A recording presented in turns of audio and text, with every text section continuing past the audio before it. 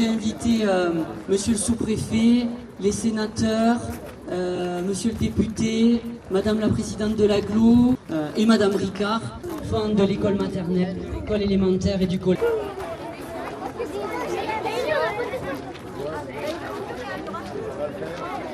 Qui parle?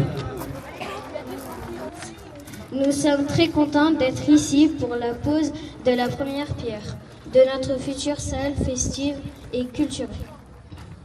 Cette salle sera un lieu où les habitants pourront se retrouver et partager des moments joyeux, fêtes des anniversaires, des baptêmes, des mariages, le carnaval ou Halloween.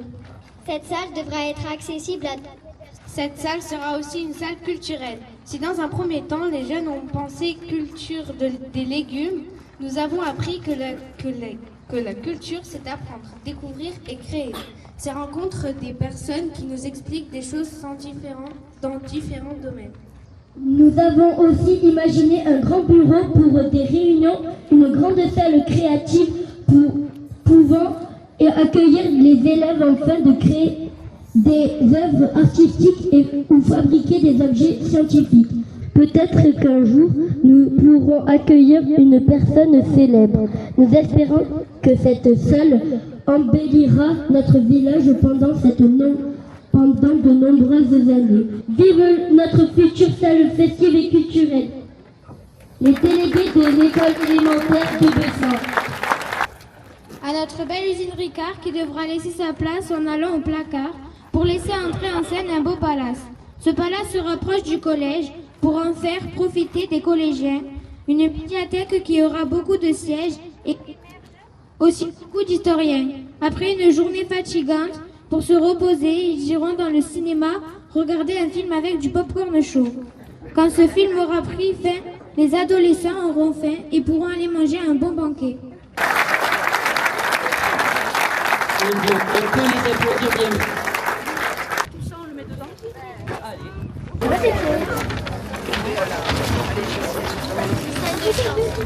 Oh là là, mais vous avez bien travaillé, hein? C'est une salle de chant. Il y en a encore un et on peut les applaudir.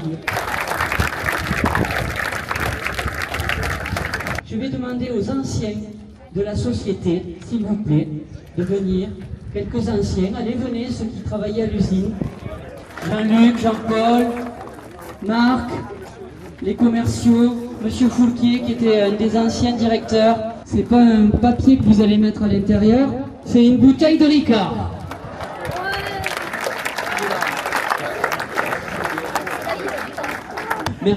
Merci à tous, on peut les applaudir, ils vont reprendre place.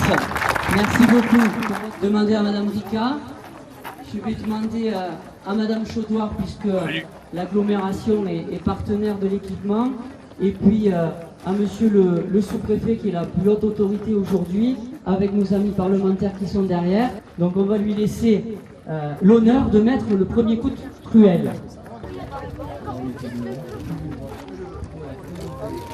Et on peut applaudir Monsieur le sous-préfet.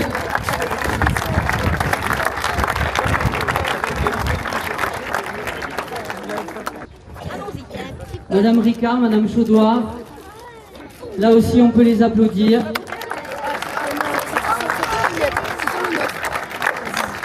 Et je vais moi aussi en mettre un petit peu pour sceller symboliquement la première pierre de notre espace qui va s'appeler l'atelier Ricard.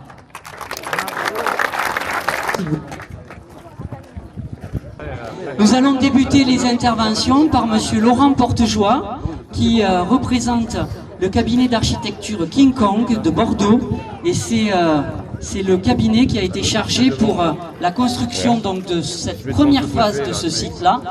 Je suis extrêmement impressionné par ce que viennent de dire les enfants. Donc là, pour le coup, la barre est très très haute. Il va falloir quand même qu'on relève ce défi, d'assurer ce passage de témoin entre donc les anciennes usines Ricard et maintenant ce lieu polyvalent. C'était donc effectivement l'enjeu de ce projet, de pouvoir faire ce passage de témoin, de faire une architecture qui évoque le passé sans pour autant occulter l'avenir, puisqu'on parle bien ici d'un lieu qui va devenir un lieu culturel et un lieu festif, qui va ouvrir différemment la ville, qui va orienter autrement la ville. Et ce passage de témoin qui est là avec une architecture très signifiante, qui est une architecture qui évoque en fait l'usine, puisqu'elle n'a pas pu être conservée, avec à l'arrière, c'est-à-dire le long de la rue de la Coopérative, un espace vert qui va être créé, on a appelé nous un espace public, on a appelé une nouvelle place, parce qu'on parle aujourd'hui d'une nouvelle centralité, c'est un peu le nouveau centre de Bessan qui va venir s'installer ici. Et puis il y a la salle, et puis il y aura d'autres équipements autour d'un parvis qui sera construit de l'autre côté, là vous avez des installations de chantier, et qui sera construit autour en fait d'une charpente métallique qu'on aura récupérée du site. La mairie nous a demandé de travailler sur un volet mémoriel, travailler sur des objets qui parlent en fait de l'activité, toujours en cours de l'ancienne activité. L'idée c'est bien de transmettre encore une fois ce qui s'est passé vers en fait l'avenir. Il y aura l'escalier de l'administration qu'on a sauvé de la démolition. En fait c'est deux salles, c'est une grande salle adossée à une petite salle. Voilà, l'idée c'est d'avoir en fait la possibilité de pouvoir faire deux types d'activités en simultané. Et puis de chaque côté, ce que vous voyez qui est en train de se construire actuellement, ce sont des loges, sur une cuisine, des rangements pour y venir mettre un gradin mobile qui va pouvoir se placer dans la salle. Et puis de l'autre côté, un espace d'accueil, des sanitaires, des rangements. On aura encore l'occasion de le dire. Vous le voyez, les entreprises vont tellement vite que la première pierre est déjà bien conséquente derrière nous. Il s'agit là d'un nouvel équipement public, certes, mais bien plus encore. Si la nouvelle salle polyvalente est au cœur du site, elle sera accompagnée à terme, et M. Portejoie l'a dit, d'un grand espace de stationnement, d'une médiathèque, de salles associatives et culturelles. Un lieu culturel ouvert sur l'extérieur, et l'on sait la passion de Paul Ricard pour le monde de la culture et des arts. Les phases successives, déclinées en fonction des capacités financières communales, faciliteront, j'en suis sûr, de prochains rendez-vous, tant ce lieu est chargé d'histoire et il est désormais porteur d'un avenir programmé. Je pourrais revenir sur la surprise du départ de la société Ricard, sur les enjeux urbains, sur la concertation engagée, sur l'investissement en millions d'euros porté par notre mairie, sur les réponses aux besoins que va apporter ce projet aujourd'hui devenu réalité, en tout cas presque réalité, sur la qualité architecturale de la salle polyvalente ou sur le site dans son ensemble. De mon côté, je souhaite surtout évoquer celui qui nous rassemble aujourd'hui, Monsieur Paul Ricard.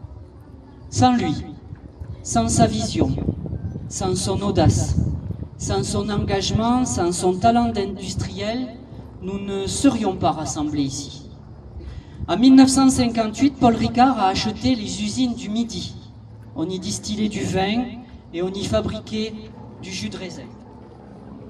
Au-delà des Bessanais eux-mêmes, qu'il a dû surprendre à l'époque en y implantant son entreprise, Paul Ricard, avec ce site, celui qui avait avant tout un respect pour ses salariés et pour leur bien-être, a fait rayonner sa société et Bessan par la même occasion.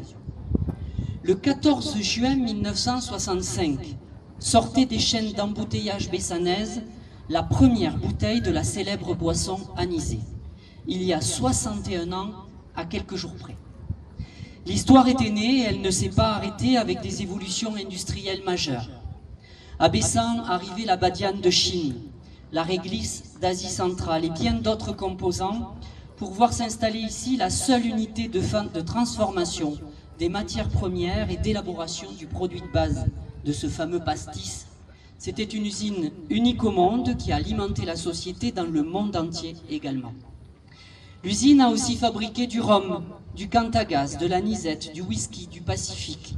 En 1983, le service aromatique a pulvérisé tous les records du groupe en livrant 28 tonnes d'anétol et 141 000 litres de produits vers les sites annexes de Bordeaux, Marseille, Rennes ou Thiers.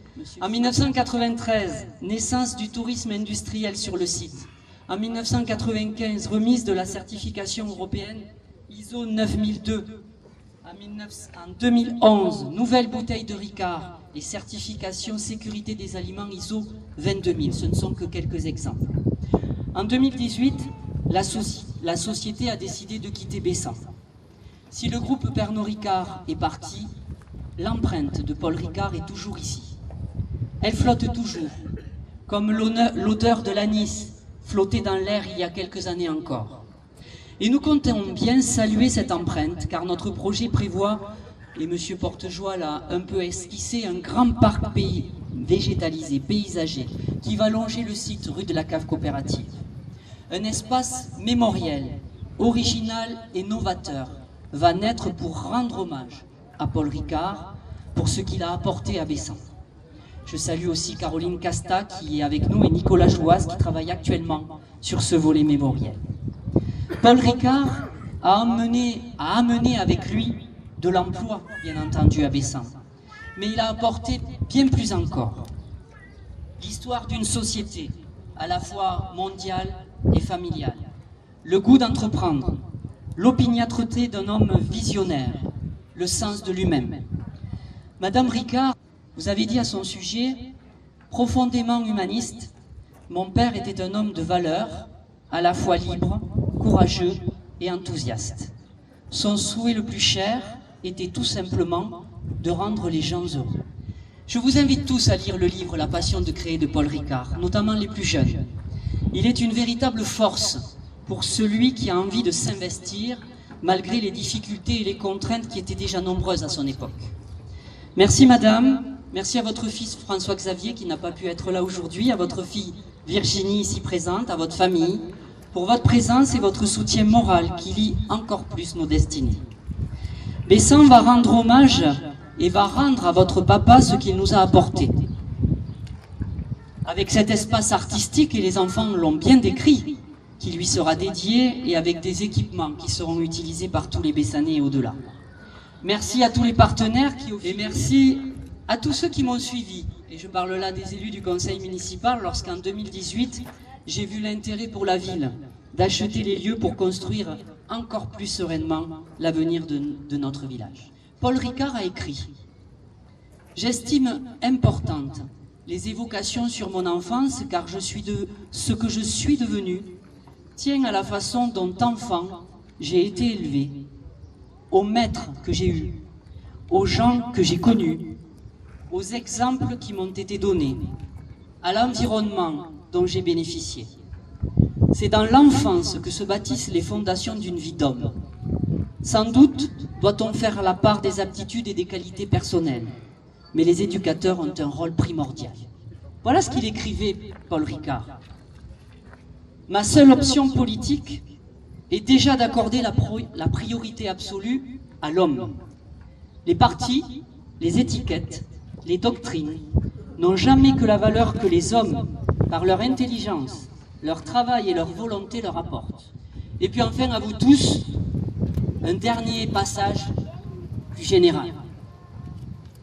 Il a dit « Je conserve des richesses inépuisables d'enthousiasme.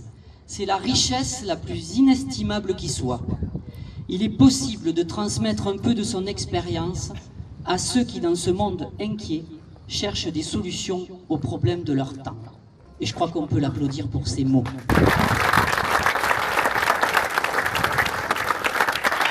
Voilà ce que nous transmettons aujourd'hui, de l'envie, de la passion, de l'enthousiasme, de l'humanité, du sens public.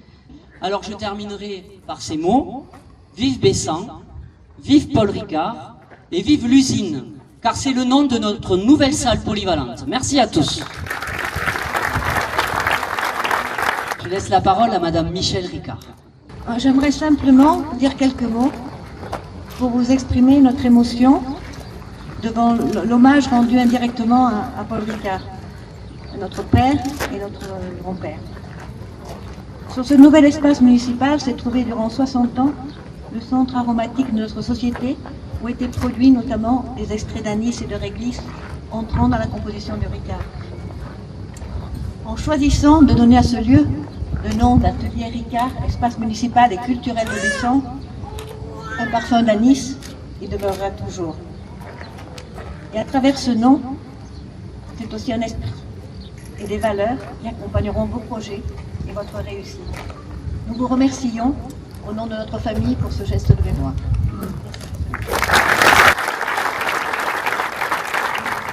le mot de la fin à monsieur Jacques-Luc Béreil, sous-préfet de Pessiers. Mais je vais répondre à votre souhait. Donc, monsieur le maire, madame Ricard, et je salue également votre fille, merci d'être présente aujourd'hui pour ce moment important, comme l'a rappelé monsieur le maire. Je salue messieurs les parlementaires, monsieur le conseiller départemental, monsieur le conseiller régional, madame la présidente de l'Agglo Hérault-Méditerranée. Quand je suis arrivé, monsieur le maire, je n'ai pas reconnu les lieux.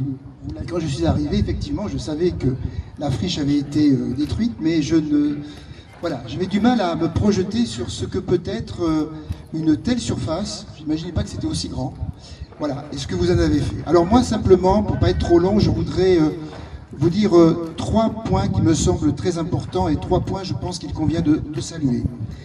D'abord, saluer l'ambition de votre projet. Cette cérémonie de première pierre, c'est plus que la promesse d'un bâtiment à construire. C'est, je crois, et vous l'avez aussi expliqué, et notamment vous, monsieur l'architecte, que je salue également, je ne vous ai pas salué, c'est aussi véritablement une opération d'aménagement urbain en cœur de bourg. Vous l'avez dit, ça permet de réorienter la ville, ça permet aussi de valoriser un foncier qui, en cœur de ville, et donc évidemment, c'est une opération tout à fait majeure. Vous avez rappelé l'historique, vous avez réfléchi. Voilà, avec un dilemme, est-ce qu'il faut conserver à tout prix un bâtiment industriel qui est ce qu'il est, qui correspondait aux standards de l'époque et à l'usage industriel de l'époque, et essayer de l'adapter à de nouveaux usages, mais c'était difficile, je crois que... Ou bien est-ce que la bonne idée, c'était d'utiliser l'emprise foncière en se libérant de la contrainte du bâti et en se disant que c'était l'opportunité d'un programme plus riche, intégrant équipements publics, notamment la salle polyvalente, demain la médiathèque, mais aussi des espaces arborés qui permettront de valoriser ce foncier. Le deuxième point que je voulais saluer, c'est la méthode. La méthode, vous y avez fait allusion, monsieur le maire, c'est la concertation avec les habitants. Grâce aux ateliers, des ateliers à maîtrise d'usage pour identifier précisément les besoins. Que vouliez-vous faire de ce lieu? Quel usage vouliez-vous faire de ce foncier en plein cœur de bourg? Et puis aussi un atelier à mémoire d'usage pour identifier les éléments patrimoniaux, matériels et immatériels dont il fallait poursuivre la perception dans ce nouveau lieu. Parce que créer quelque chose de nouveau, ça ne veut pas dire éradiquer le passé, dire aussi pour les années à venir la fierté d'avoir eu cette entreprise sur le territoire du village. Donc vous le ferez, ça nous le verrons lors de l'inauguration, enfin ceux qui seront là lors de l'inauguration, la maquette 3D qui rappelle l'usine, les capsules olfactives parce que vous avez évoqué l'anétole, mais bon, il y aura aussi des réminiscences grâce à ces capsules olfactives et à ces photos qui rappelleront ce qu'était l'usine d'hier. Merci à vous.